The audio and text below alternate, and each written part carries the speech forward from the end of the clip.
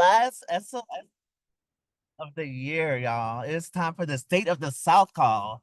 We are so thankful that you decided to join the SMA just to celebrate a little bit.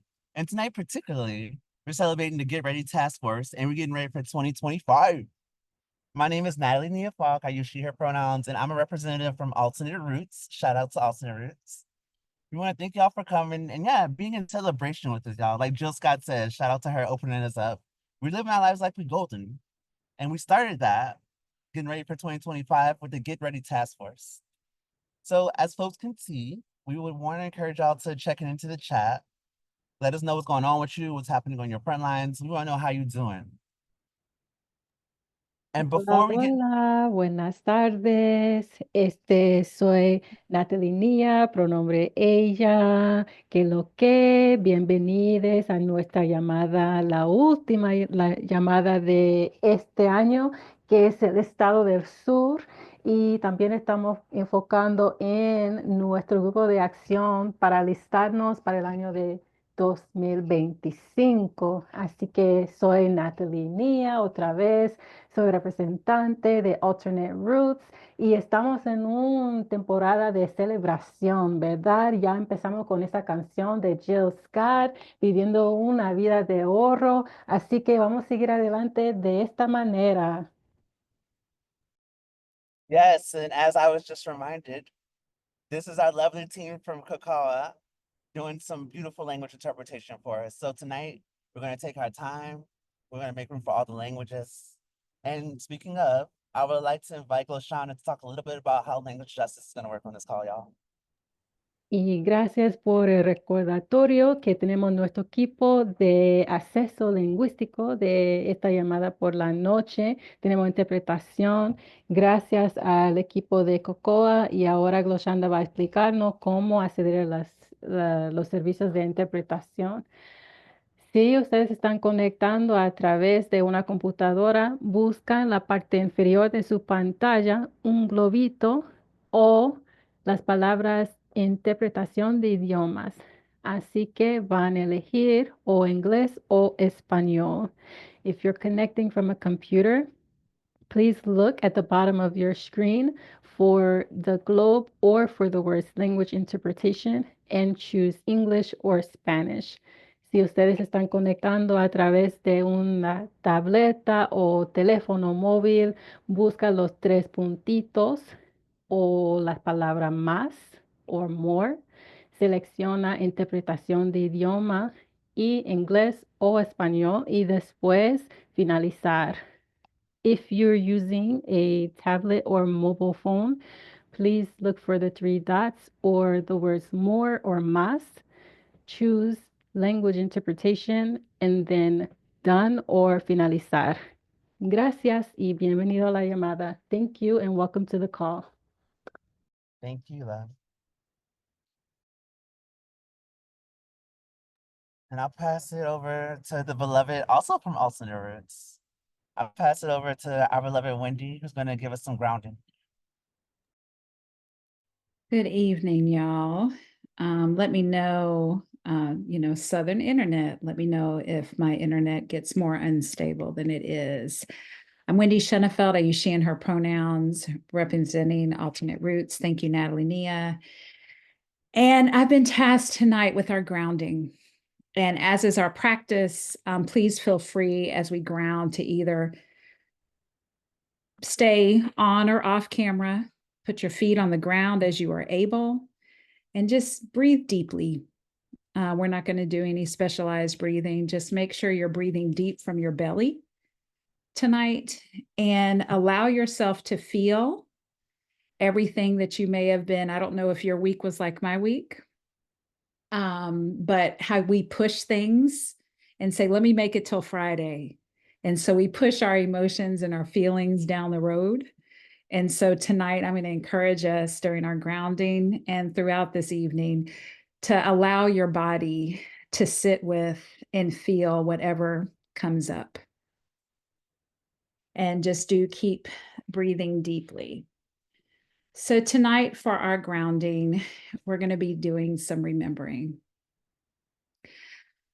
Ancestors are not about blood.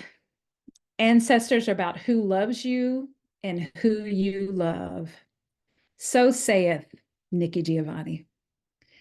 Tonight, we remember 3 ancestors we recently lost and encourage you to remember and name any ancestors that you want to bring into space with us tonight, and just drop their names in the chat.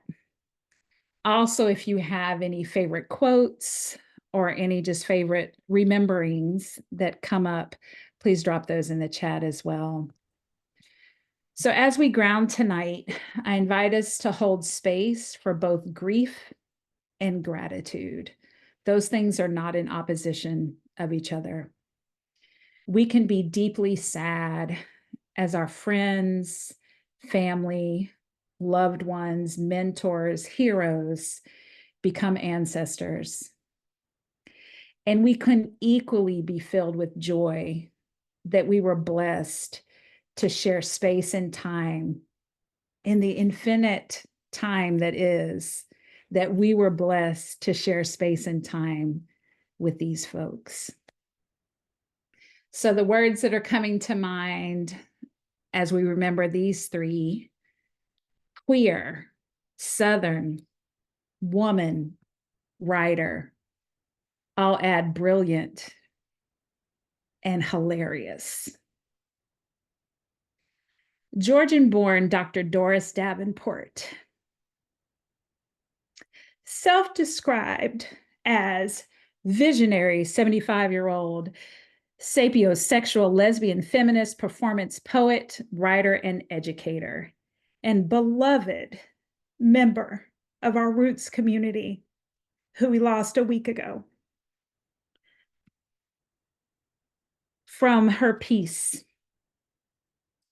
not like Fannie Mae, she'll get all into a story and catch herself, but that was before you were born. Fannie Mae would pause, grin for emphasis, and say, and I wish you could have seen it. Not me. When I get through, when I'm done, won't be no wishing you could see, because you gonna see. Dorothy Allison grew up working class South Carolina and wrote novels, essays, and a good quote for our time. Thank you, Steph G.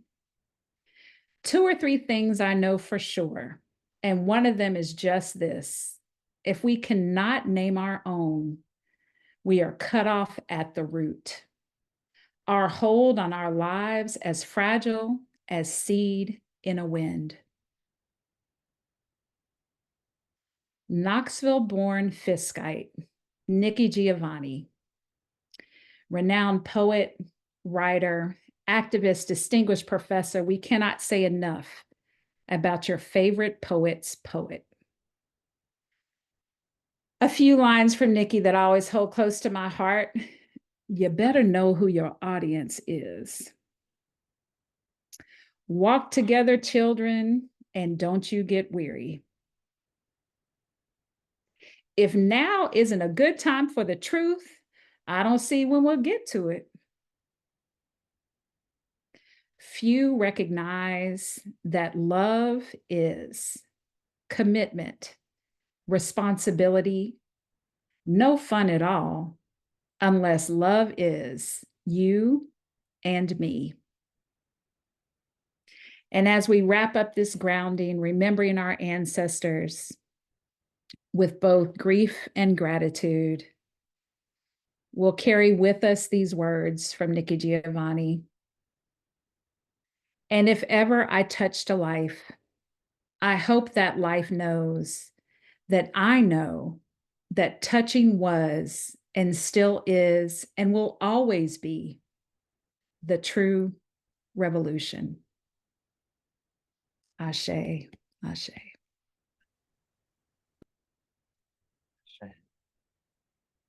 Thank you so much, Wendy, for that grounding. And yeah, just double uplifting Dr. Davenport, Mama D, we love you. If ever I've touched your life. Please, y'all, don't hesitate to continue the reverence and dropping any of the ancestors that you want to uplift or anyone that you might have lost this year. Thank you, Paul, for shouting out Brother Keon. happy belated and heavenly birthday to him. Yeah. And as our ancestors have laid the pathway for us, and as we'll lay the pathway for our descendants, we're going to continue to talk about this work, y'all. The work that all those writers did was radical. It was Black feminist. It was beautiful. It was radically imaginative. And so is the Get Ready Taskforce, y'all. And so tonight, we'll be talking about some of the victories. We're talking about some of the things that were hard. And we're talking about what happens whenever a bomb squad comes together and they stay ready so they don't have to get ready.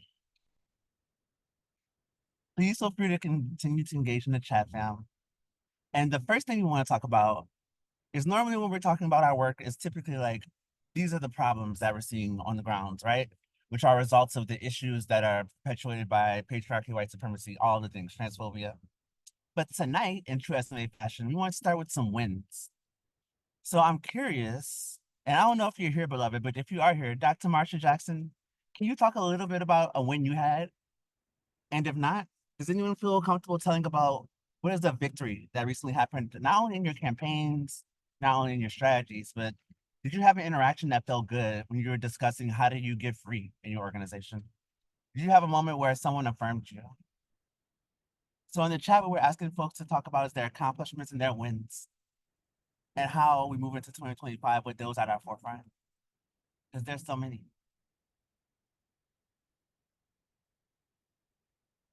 So shout out y'all wins, y'all. All across the South, I know y'all are doing the damn thing. I'm curious as to what those wins that look like.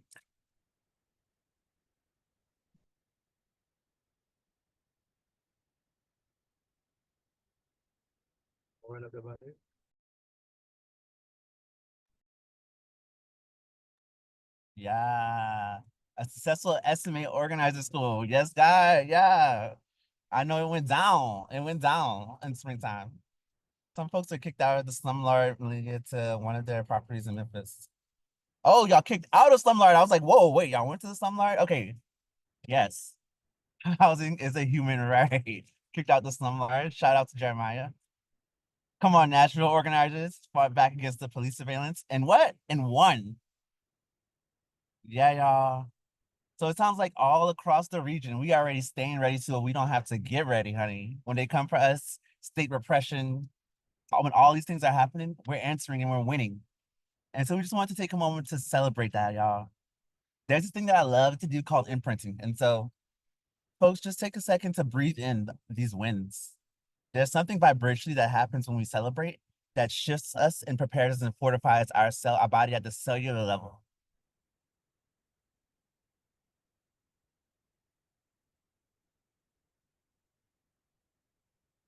Let's just breathe that in. Hey, I wonder, hey friend, how you doing? I wonder, would you be interested in telling us a little bit more about what happened in Nashville?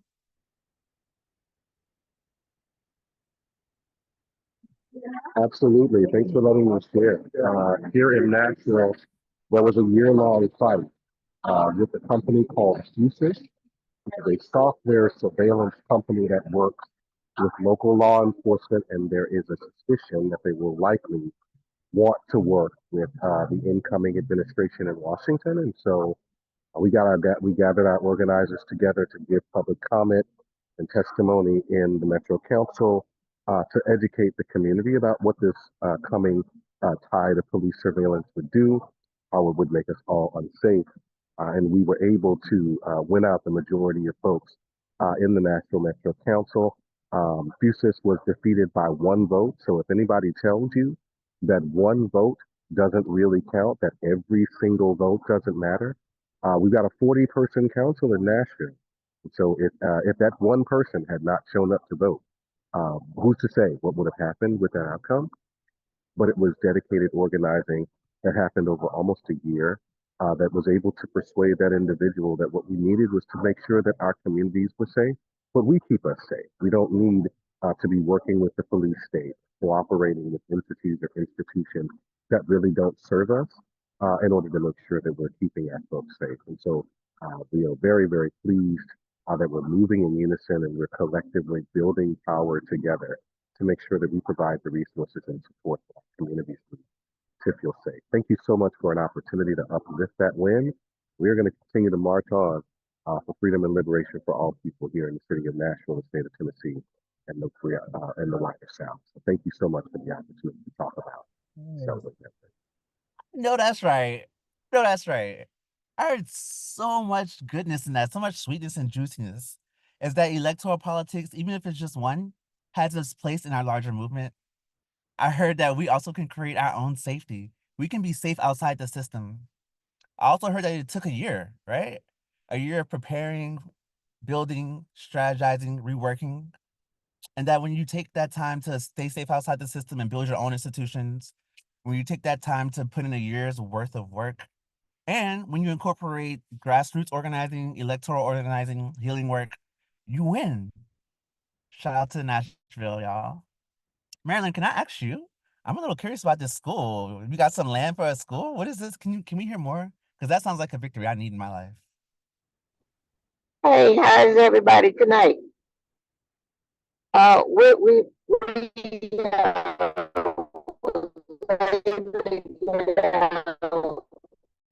board of supervisors were putting money up, and we got them to go on and agree to purchase the land for the new school and put a big sign out to say home of our new school. It's coming, so we working on it. I know that's right. What Prepare you say? Congratulations. Congratulations. And this is why we start off with the victories, y'all. It's a reminder of the possibility models that we have. All across the South, we're winning every day and creating the world that we need. We're protecting and defending ourselves and building the solutions that matter to us and that feel good and that'll sustain. Thank y'all so much for sharing wins with me. That made me feel good and warm inside. So in the continual spirit of celebration, y'all, I'm gonna pass it over to the team to talk a little bit about what's been happening this latter part of the year. And we're gonna celebrate because some beautiful things popped off.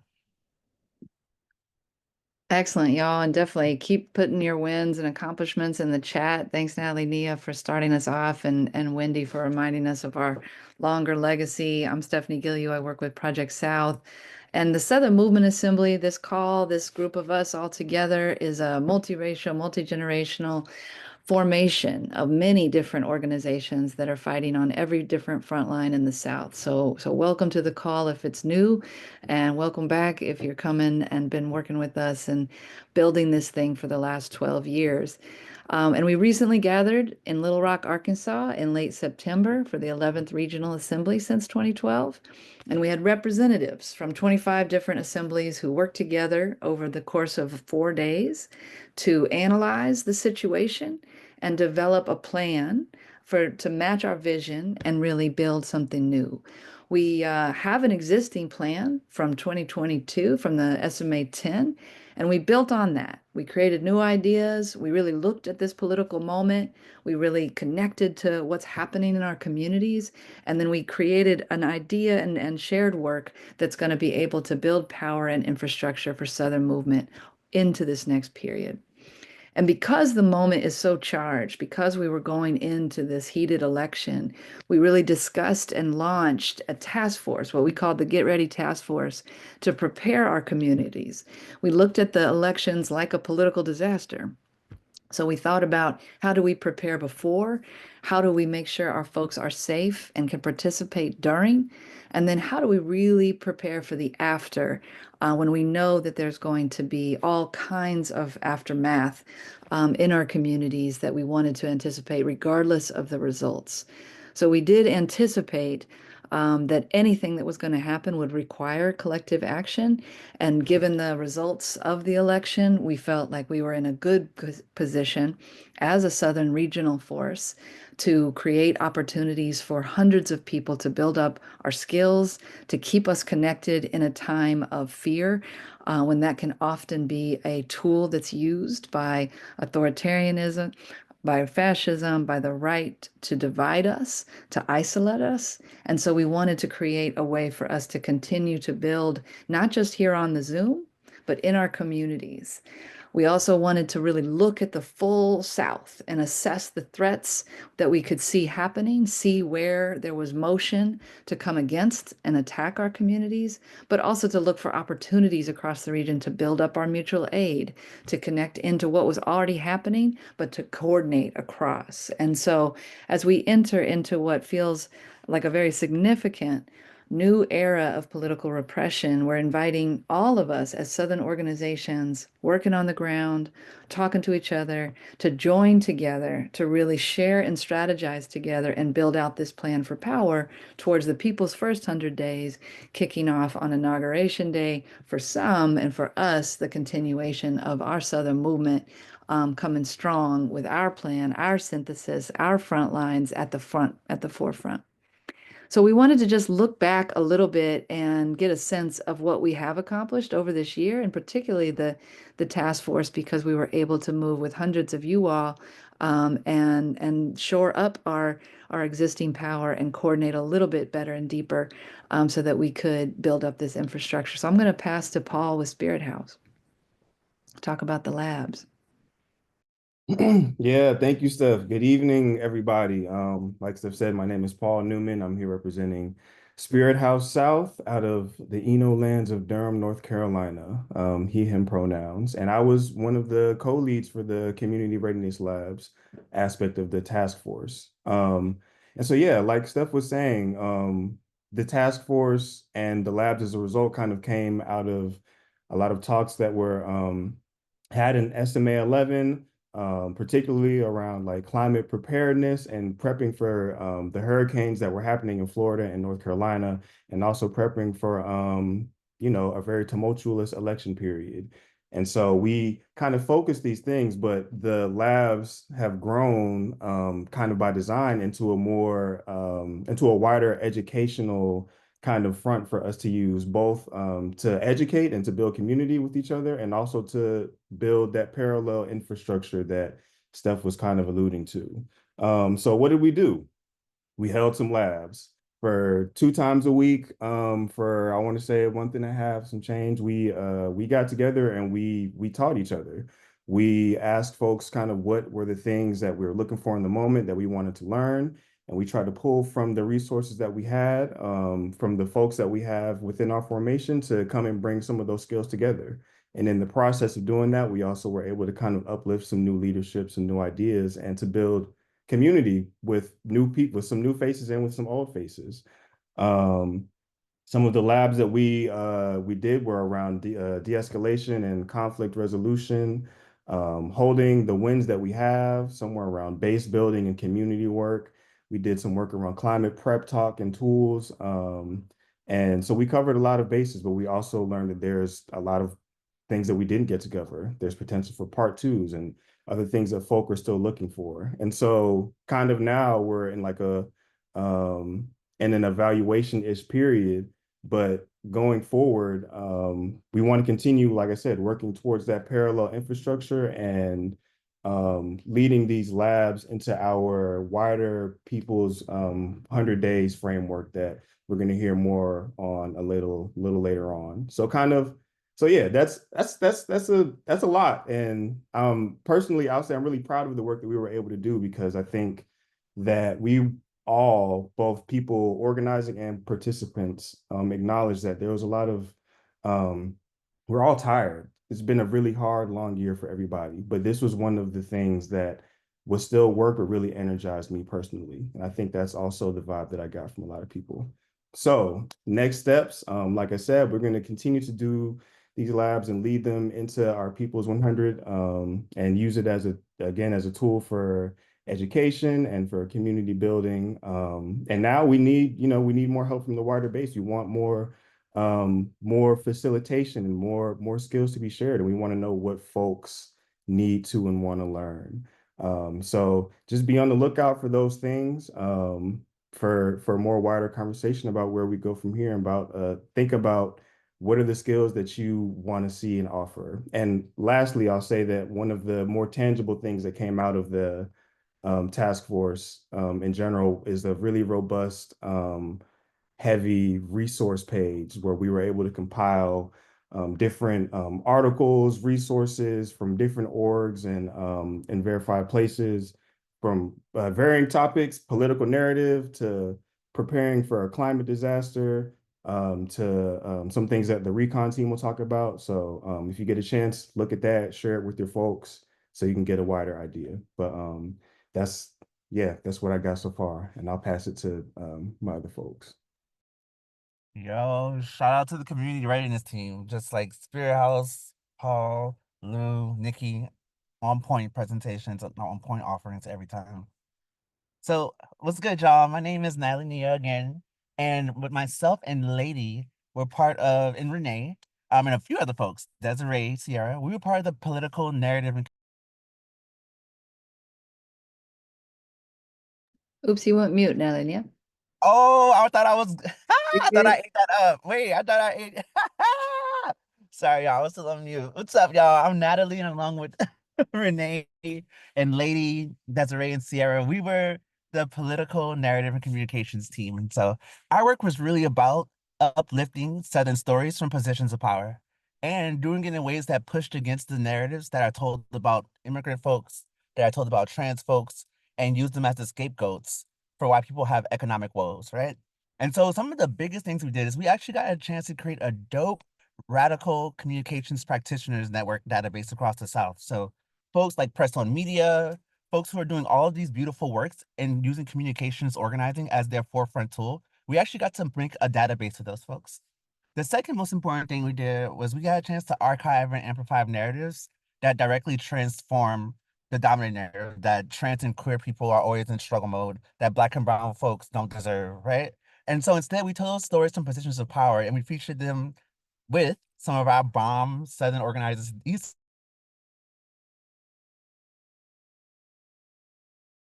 most sweet things that we did, y'all, is we drafted a long form term strategy for connecting with politically aligned publications and platforms with a long form written piece, highlighting what the Get Ready Taskforce was and how it's a model for collective governance and uplifting radically imaginative solutions from the front lines.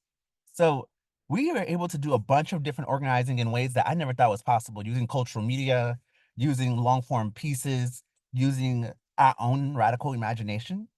And where do we go from here, right? So what we're hoping to do is run some beta tests on the data we're going to be gathering that they'll talk a little bit about in a bit. What we hope to do is do some oral histories and podcasting around sex and joy and pleasure. So because activism and organizing isn't just about the struggle, right? We want to talk about Black women enjoying themselves and living. And what we really want to do is shift the narrative of stories of trans death and struggle to trans abundance, to trans joy, to trans love. And we're going to do that with y'all. We want radical communications to be happening, and we want it to happen in an intentional way that it's also about building the power of its people. So won't you come join us? And I'm going to pass it to the regional recon team. Awesome. Thanks, Natalie Nia. And just want to see in your emojis or in your reactions, if you were a part of any of these community readiness Skillshare labs, give us a little heart or fire. If you were part of or saw the political narratives out in the social media and you forwarded it on, give us a little reaction. Just see, we'll get a sense of what you all want to see going into people's first 100. But a lot of us have been making this happen. So just super psyched to be here and welcome to folks coming on. So one of the other goals and commitments of the Get Ready Task Force, and will continue into the new year, is really looking at the regional landscape. And so we held daily and weekly briefings with organizations in almost every state of the South to track threats and opportunities. And this was a way that we could track patterns. So, and I want to see if y'all will add some in the chat, like what you're seeing out there, what you think the rest of the region needs to be paying attention to, right? So one thing that we were tracking was state repression. So what are the patterns of laws that are going to start criminalizing and targeting organizations even deeper than they do now? How are universities a real site of attack where they're coming at students? How are schools and libraries sites of attack where we're seeing them institute new rules, book bans? How do we look at that and see this rise in targeting groups, leadership, universities, students for supporting Palestine, for supporting gender liberation? targeting Black leadership specifically. So definitely, even just right now, throw in the chat something that you think we need, threats that you've been seeing that we need to be watching out for, that we need to be paying attention to. What's happening in your community that the whole South needs to know about so that we can see the patterns and then build better strategies. We also tracked not just state repression, but non-state actors. So where are these white supremacists and where's social violence showing up?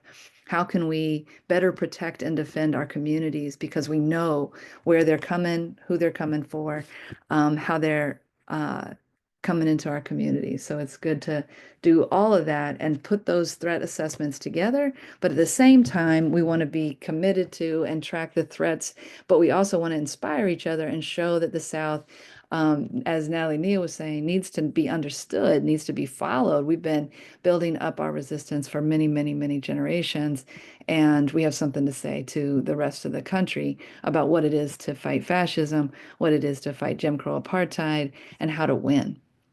So we want both to track those political threats as they show up in our communities and to track these stories of Southern resistance. And so we can do that on briefings, and we'll continue to do that and build out situation reports and track it and share it so that it informs the narrative and informs our organizing. But we also want to hear directly from the ground. So so there's a tool, and the tool we created is a easy, super easy online form. You fill it out and you tell us what you're seeing. You tell us if you see ICE showing up in counties out of nowhere, if you see banners or groups of people that are coming in militia style formats, right? And we also want to hear this group is coming together with this group and this church connected with a mutual aid site, and now we're building out from there. So we want to see all of that, and we've got the form ready. Comrades out of Alabama helped us put that together, and it's up, it's going. And so even during this time where we know we need to take some reflection and take some breaks, we also want to stay aware and stay alert and track any threats and opportunities that we see on the ground. And we'll be able to share that back throughout the People's First 100 Days. So we believe if we can see and show ourselves as powerful and organized, we can really grow this collective movement for freedom and liberation. And I want to, as much as it's important to track and understand that bigger landscape and hold some of that stuff and really think through recommendations, we also need to be on the ground, working with our neighbors, working with our communities. So I'm going to pass to Renee out of Little Rock, Arkansas, to just connect us back into how we do this on the ground. Thanks, Steph.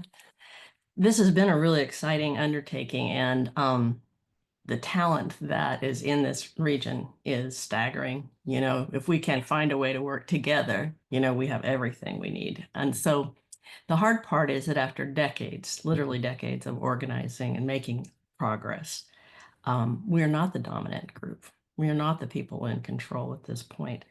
And so the thing that has to happen, it seems, is for us to learn how to work together as organizations if we're going to hold on to what we have and not go backwards, and if we're going to expand and build toward more power. The organizing piece of this was created because if the harm is happening on the ground, the resistance has to happen on the ground. So the organizing has to happen on the ground. And so the idea is that it's through 4 factors: collectivity, coordination, cooperation, and community, that we build some sort of way to resist authoritarian power. And that happens in face-to-face relationships, no matter how we create them. And they happen beyond just who we already are. And so the Get Ready strategy was to find something that people already cared about. So we used disaster, you know, climate disaster and political disaster as sort of the point of entry to bring people who are not necessarily already our people in terms of alignment, to bring them together to share ideas, resources, skills, information, needs, which then starts to build our community, of course, and lets us know one another in a more human kind of way. It expanded the number of people. It was expanded access to our organizations. It let people see their importance to one another. There's something about a very concrete experience like that that was really very moving. especially at a time of messages of futility and division and dehumanization. So the idea is that if you've repeated that strategy a lot, you would start to build the network of resistance to authoritarianism. So we're one step ahead of the game here because we move rapidly in the fall to start to build infrastructure. But the infrastructure we have, there are 2 staff that are wonderful and work hard and support all of this. But this is a result of participation from all of the organizations in this formation. And that is what gives this life and vitality. And so we're one step ahead for sure for having started then. Others are still in their first stage of building. But we're putting a question in the chat asking your thinking on what coordination and support would make our organizations stronger between our organizations. How do we knit them together as well as bring more people into them? And all thinking is welcome, and everyone is encouraged from every organization to participate. Thanks. I'm going to kick it over to Natalie Nia for some polling. With phenomenal analysis. I'm like, woof. When it's so rich, when the analysis is just so rich, I'm like, thank you so much, Renee. Naming exactly why it's important for us to be doing our ground up work, and why the Get Ready Task Force was such an effective possibility model. And so we're curious to hear from y'all, my loves. We have a few polling questions. Shout out to Lou, who is playing the role of Tech Homie, Lou and our Annie. Shout out to Lou. We love you. So we have a few questions, fam. For those who you just got a robust explanation, right? Of all the powerful things that happened. There was some recon, there was some deep learning in the community readiness labs. There was some beautiful media that came out of this that actually pushed against all the dominance narratives. There was some real powerful collaborative struggle and successes that happened throughout the Get Ready Task Force. And as Renee just named, right, we're planting the seed for long-term infrastructure that provides vitality for our movements. And so even if you didn't participate, we are really curious and want to hear from you. So yeah, Lou with the poll drop. That's what's good. So y'all, the first question we have is generally, how are you feeling now that the Get Ready Task Force has been completed and in this moment, socially, politically, just today? How are you feeling? We always want to know how y'all doing.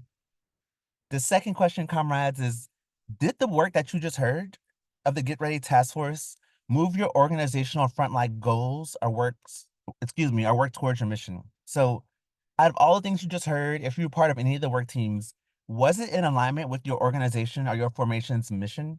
And did it move your own work forward? We want to make sure one thing for sure at the SMA is that the political alignment and the goals are coming from the bottom up and are all aligned, right? Collective solidarity happens when we're all in alignment.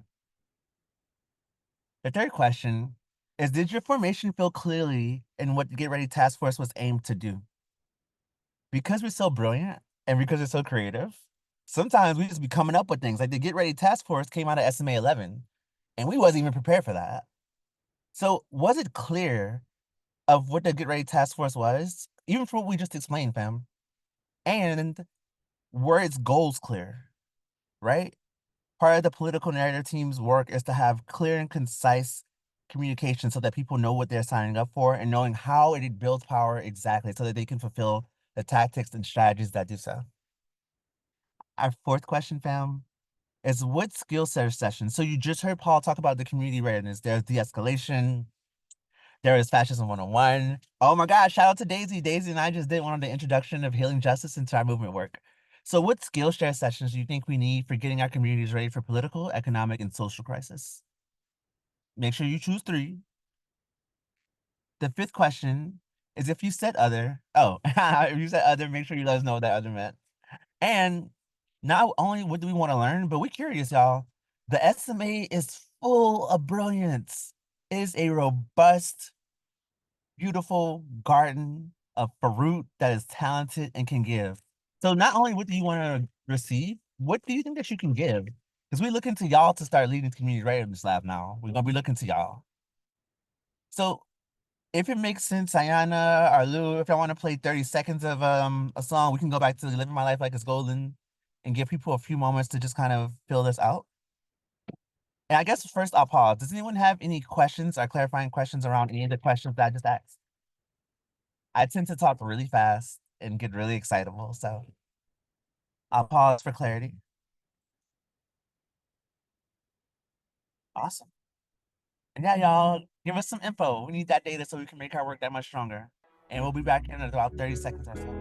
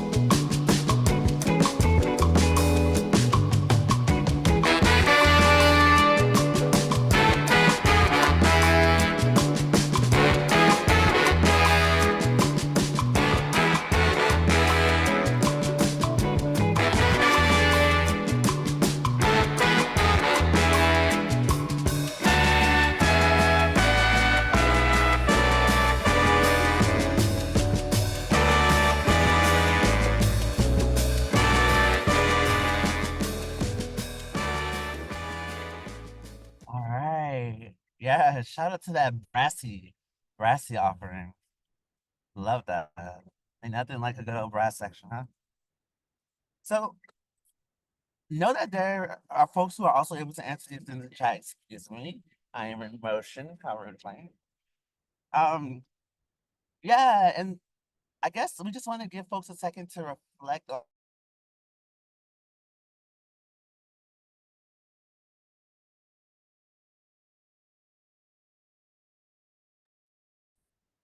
Oops, we might have lost Nellie Nia's sound. You coming back?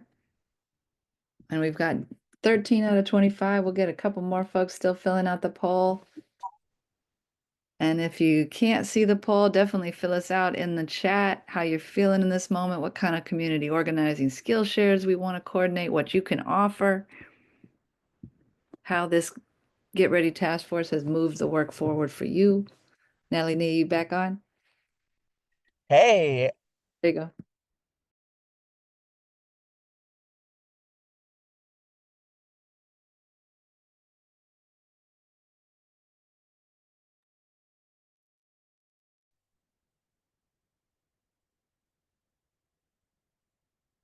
We're struggling to hear you, Nellie Nia.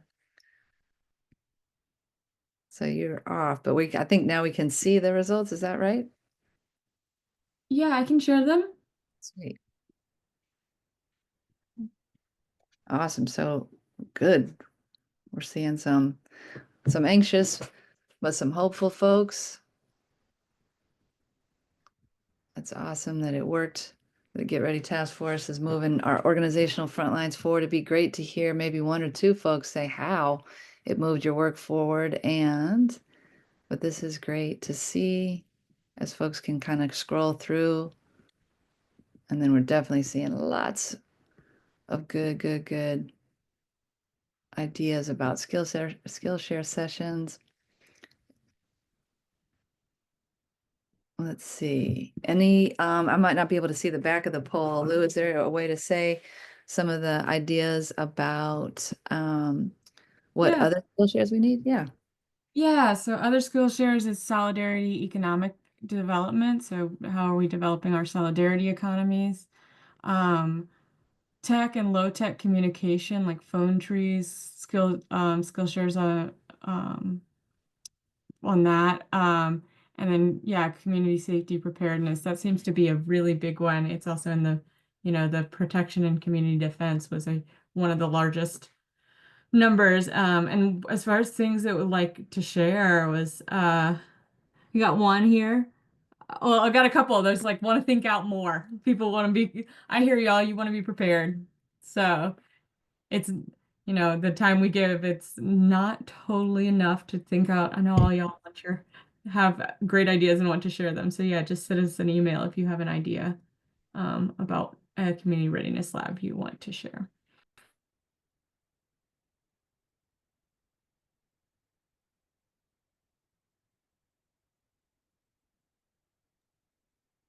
And that's it.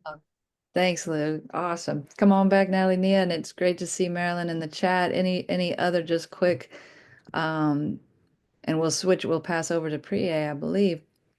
But any other, oh, great, you can offer, Marilyn's offering community organizing training out of Mississippi. Excellent. Any other just quick thoughts before we shift to the next?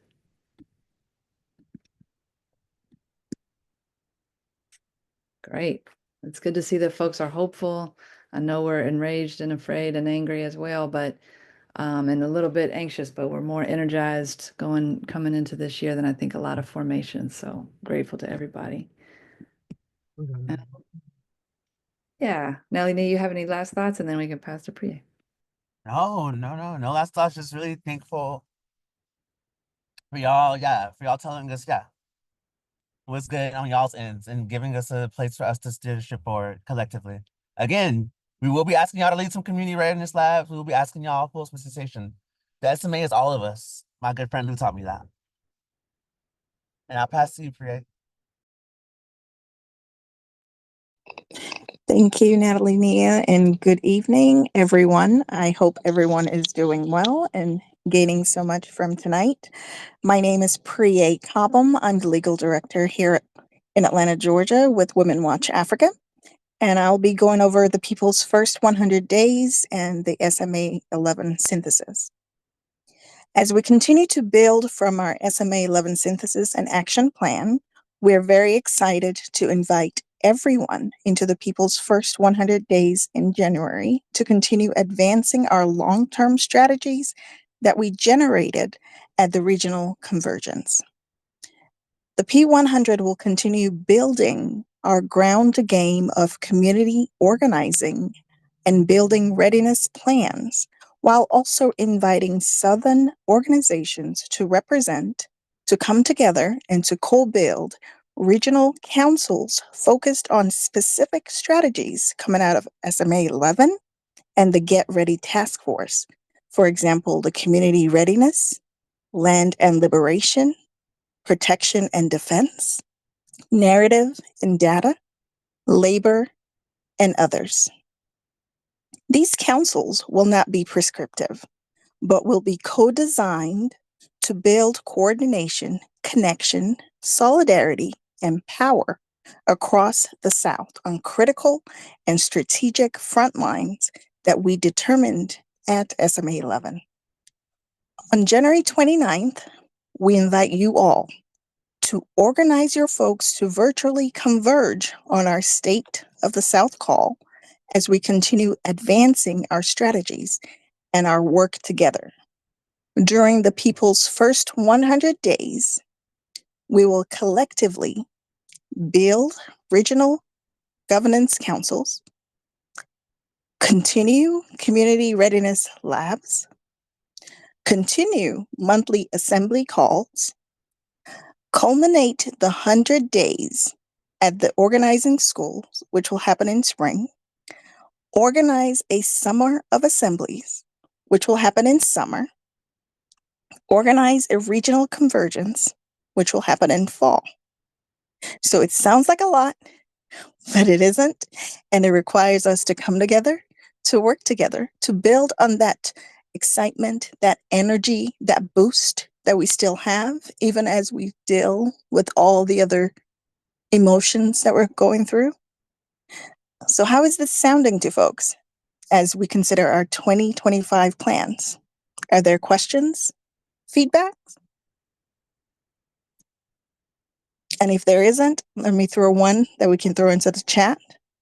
What is one thing that your organization or community or base wants to accomplish together during this People's First 100 Days? Keeping in mind some of the wins that were mentioned earlier that we started off with in the call, what is one thing you would like to do? You can drop that in the chat.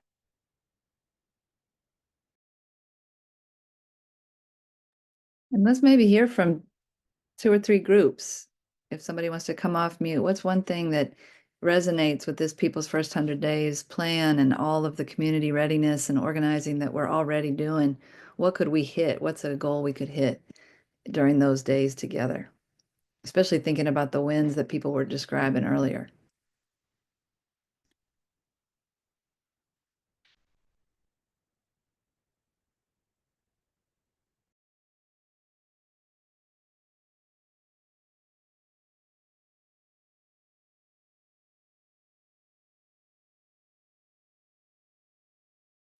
This is Glory, founder and CEO for Women Watch Africa.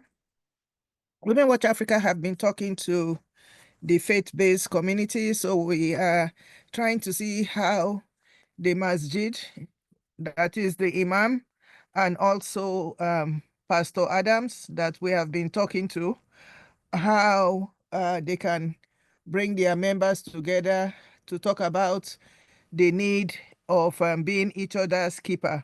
Because sometimes, no matter how much you comb the community and tell them the need for safety, when they have not heard from the head of their church, the head of their mosque, their masjid, they don't take it as seriously as when you tell it to them. So we are having that preparation to be able to do that together with the imam and the Pastor Adams Church. Great. So that could be something we're also learning from each other, how to support and build multi-faith coalitions as we're moving into this period where a lot of our spaces are going to be under surveillance, under attack. And I know there's another win that I think we could start to build is how do we also train up and learn how to turn churches and masjids and synagogues into sanctuary spaces to protect folks as needed. How can we build up our legal, our financial supports, our organizing efforts to really create sanctuary spaces wherever we are? That's actually the information they'll be sharing because we've been having that meeting with them. Excellent, excellent. So seeing a couple more in the chat at the Root Collective in Huntsville, having your People's Movement Assembly. Excellent. Do you want to say a little bit more about that real quick? And then we'll pass to Annie to close us out. Yeah, I think this is this 100-day plan sounds great. And what Steph was just saying, we're just focusing on moving towards our People's Movement Assembly and having that in the late spring, early summer, and then getting our community readiness plan in place, which has really been moving rapidly. And I think, I'm just learning so much from y'all. So just appreciate everyone here and all the work that's happening here. Excellent. Natalie, I might have you come off. That's a big vision. That would be beautiful, just to share and kind of how folks were saying earlier that coordinating and doing shared actions is really a way to show our power and demonstrate that we're together and that we won't be broken or isolated or divided. Are you able to come off mute? Yeah, I sure am. Yeah, I was just sharing in the chat that March 31st, which is kind of within the latter end of the People's 100 Days, is the International Trans Day of Visibility. And Oh, it clicked off. But that could be, yeah, a beautiful moment where we come this together. could be a beautiful moment for any of us to. Sorry, can you hear me now? Yeah, we can. Hey, is it any better? Oh, basically, I'm saying trans people are in all the front lines. We have trans immigrants, we have trans disabled people, we have trans environmental justice warriors, we have trans people in the Black liberation movement. Because we exist all over the place, this would be a good time for all of us to come in solidarity and uplift folks on March 31st, the Trans Day of Visibility. Excellent, excellent. And just seeing that folks are going to be continuing to move our community organizing plans, our readiness plans, and coordinating, using these monthly calls as a way to represent, share, inspire, and then the skill shares to build up our abilities, our capacities. And so it's super exciting. We're going to be building out that full schedule, getting folks to sign on and sign up.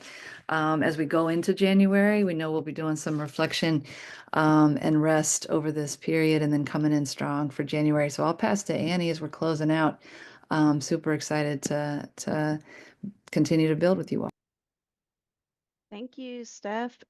Just a sound check real fast. Can everybody hear me okay? Awesome. Thank y'all so much for that. This was such an engaging, informative call. Got to look at some wins. I appreciate ones who have guided us. So thank you. Action steps. First action step is to sign on and stay engaged and prepare for the people's first 100 days.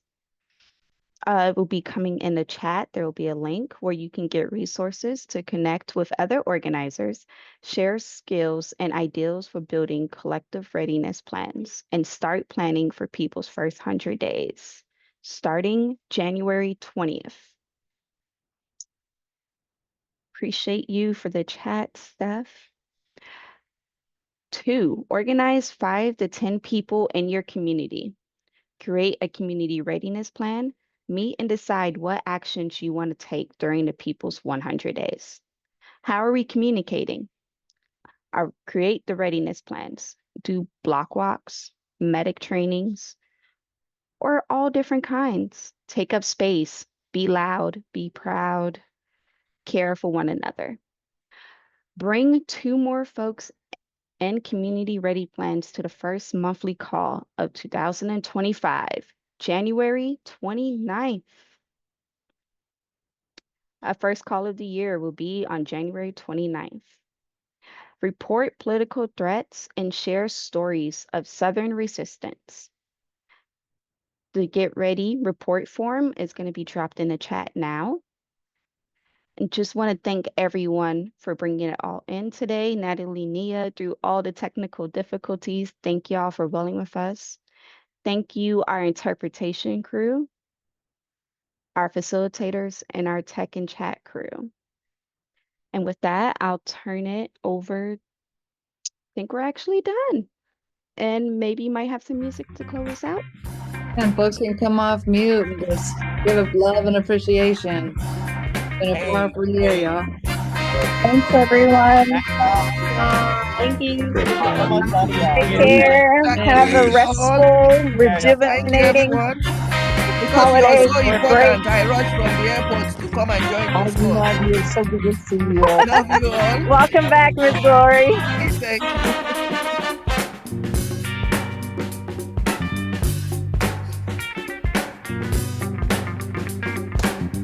Thank you. Big thanks to the interpreters. Thanks, Ayala and Lou, for holding it down. Everybody. Thanks everyone for letting me be a part of this weekend.